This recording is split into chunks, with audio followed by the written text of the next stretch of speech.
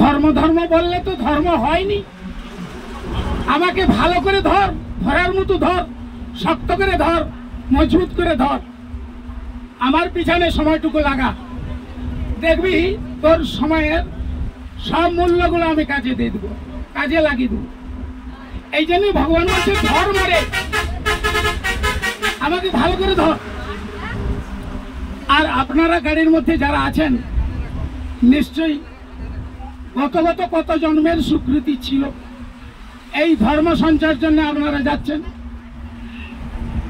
যেতে যেতে আমরা অনেক ত্রুটি বিচ্যুতি আমাদের হচ্ছে, আর অপরাধও আমাদের হচ্ছে। কেন?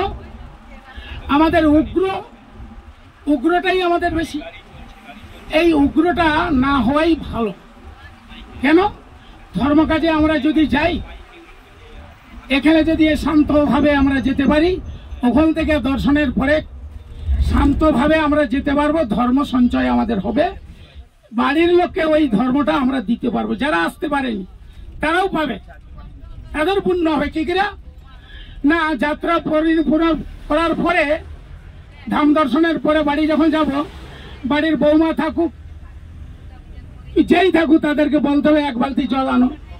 তাহলে বাড়ির আগের দিকে উঠানে শ্বশুর শাশুড়ি কি স্বামী যদি হয়, চরণ ধৌত করে দেবে। ওই তীর্থের জলটা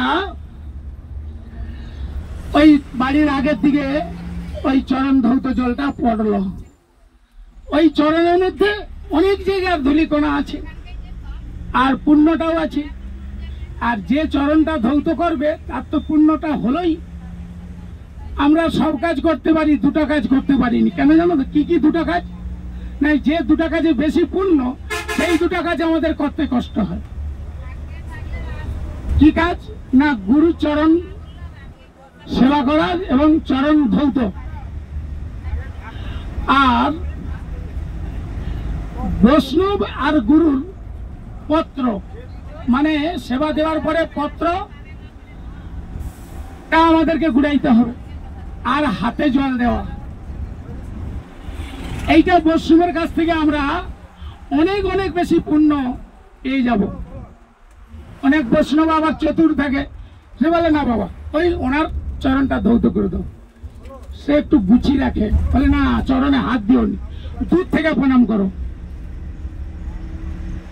এটা কি শাস্ত্রের নিয়ম আছে? যেমন একটা কারেন্ট, এখানে আমাদের ওই যেখানে কারেন্টটা জমা আছে, সুইচটা গুঁজে দিলে চার্জটা হয়, আর সুইচটা দূর থেকে রেখে দিলে কি চার্জ হয়? তদ্রূপ বৈষ্ণব আর গুরুদেবের চরণে চার্জ দেওয়া হয়। যে পাষণ্ডী হয়, সে গুরুচরণে আশ্রয় করলে সে লুয়া সোনা হয়ে যায়। পরশমণির পর সে লুয়া যেমন সোনা হয়, আর গুরু বৈষ্ণবের চরণে আশ্রয় করতে পারলে সেও সোনা হয়ে যায়। তার মন প্রাণ জীবন যৌবন তার একবারে ধৌত হয়ে যায়, গঙ্গা জলের মতো পবিত্র হয়ে যায়। গঙ্গা জলেতে অনেক নোংরা জিনিস যায়, গঙ্গা জল কি অপবিত্র হয়? সেই গঙ্গা যেমন পবিত্র থাকে, বৈষ্ণবের মনটি সেই গঙ্গা জলের মতো পবিত্র থাকবে। বৈষ্ণবের উচ্ছিষ্ট তাহে মোর মনোনিষ্ঠ, বৈষ্ণবের নামেতে উল্লাস। বৈষ্ণবের উচ্ছিষ্ট মানে এঁঠো। বৈষ্ণবের এঁঠোটাকে আমরা খেতে আমাদের কষ্ট হয়, কিন্তু এটা তো শাস্ত্রেই বলা আছে যে বৈষ্ণবের উচ্ছিষ্ট না খেলে। এমনকি ব্রহ্মার মানস পুত্রকে নারদ ঠাকুর পিতার কাছ থেকে অভিশপ্ত হয়েছিল, যাও তুমি, আমি শটে বলি এই লীলাটা তো অনেক সময় লাগবে, তুমি মর্তধামে দাসীর গর্ভে জন্ম নেবে। ছিল এখন ওই নারদ ওনার মায়ের সঙ্গে বৃন্দাবনে থেকে কয়েকজন ভাগবতে, কার্তিক দামোদর গত মাসে ভাগবত করতে এলেন। ভাগবতের সময় ওনার পুত্রটিকে বলেছিল ওনার মা যে আমি তো একা সেবাচ্ছি, আমার পুত্রটাও আমাকে রাখতে হবে। তারা বলেছিল হ্যাঁ হ্যাঁ, আমাদের প্রসাদ যা বেড়ে যাবে, ওই উচ্ছিষ্ট প্রসাদটা খেলেই ওর পেট ভরে যাবে। এখন তার মা তাদের সেবা করত, আর তার পুত্রটি ওই বৈষ্ণবের উচ্ছিষ্ট খেত, ভাগবত বসে বসে শ্রবণ করত। একদিন ভাগবত বিশ্রাম দিল, দিয়ে এরা বৃন্দাবনে ফিরে যাবে। যেমন আমরা বৃন্দাবন যাচ্ছি, তারা বৃন্দাবন ফিরে যাবে। সে সময় সেই দাসী পুত্র নারদ তিনি ক্রন্দন করতেছে, প্রভু আপনারা চলে যাচ্ছেন আমাকে ছেড়ে দিয়ে। না, বলে এখন থাকো, তোমার বৃদ্ধ মাতা আছে, তুমি ছোট, তুমি এখন বয়সে নবীন, জ্ঞানে হয়তো প্রবীণ, কিন্তু তুমি তো ছোট, তোমার বৃদ্ধা মাতা আছে। এই মাতাকে উপলক্ষ করে তারা বৃন্দাবনে চলে গেল। উনি মনে মনে কষ্ট হচ্ছে, হায় রে, আমার বৃদ্ধা মাতা আছে বলে আমার বৃন্দাবনে যাওয়া হলো না। এটা মনে মনে ভাবছে, আমার মা যদি আছে, বৃদ্ধা মাতা যদি না থাকতো, তাহলে ওই সাধুগুরুর সঙ্গে আমরা বৃন্দাবন চলে যেতাম। এটা নারদ ভাবছে। কি হবে না, মাঠের মাঝামাঝি তার মা আস্তে আস্তে ওইখানে কালকুট সর্প তাকে দংশন করলো। কাকে না, তার মাকে। মার মৃত্যু হয়ে গেল, মার বাড়ি ফিরে আসেনি। উনি রাস্তা সেই মাঠের উপরে চলছে, দেখলো মা মারা গেছে। বলে, ঠাকুর তুমি আমার মনের কথাটা শুনে আমার মাকে মেরে দিলে, ভালো করেছো, এবারে তো আমি বৃন্দাবনে যেতে পারবো।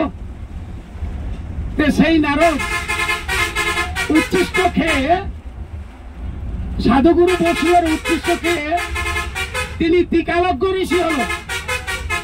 অতীত, বর্তমান, ভবিষ্যৎ, যেটা হয়ে গেছে, যা হচ্ছে, পরে যা ঘটবে, অতীত, বর্তমান, ভবিষ্যৎ, ত্রিকালজ্ঞ। তাহলে আমরাও যদি বৈষ্ণবের উচ্ছিষ্ট, তাই মোর মননিষ্ঠ, বৈষ্ণবের নামেতে উল্লাস।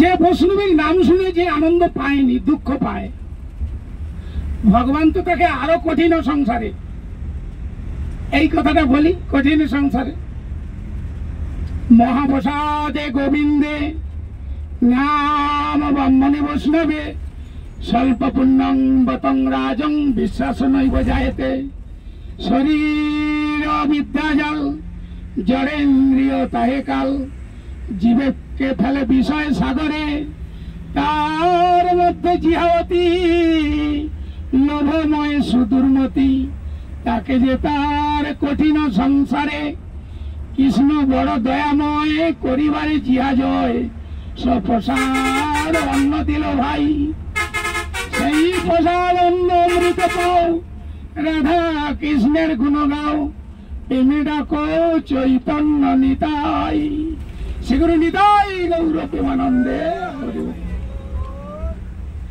এই কয়েকটা জিনিসের মধ্যে বিশ্বাস করতে হয়।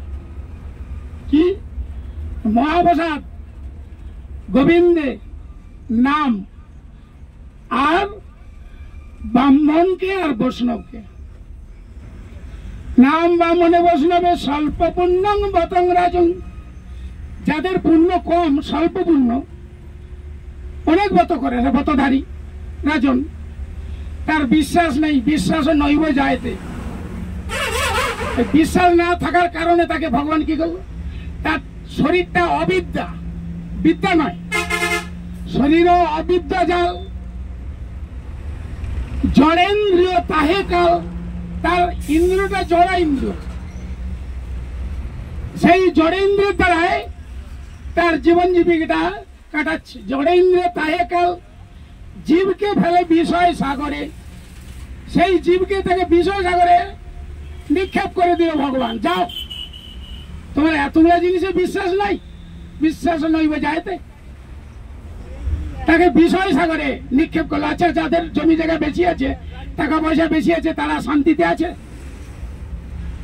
হরে কৃষ্ণ, আমরা শান্তিতে নাই। কেন? শান্তির জায়গাটা আমরা তো খুঁজে বের করতে পারিনি। সেটা হলো আমাদের শ্রী গুরুদেব। তিনি আমাদের শান্তিময় তিনি আছেন শান্তিতে। আর সেই শ্রী গুরুদেব চরণে আশ্রয় করলে, তার পাশে থাকলে তিনি আমাদের শান্তির ব্যবস্থা শ্রী গুরুদেব পারে একমাত্র।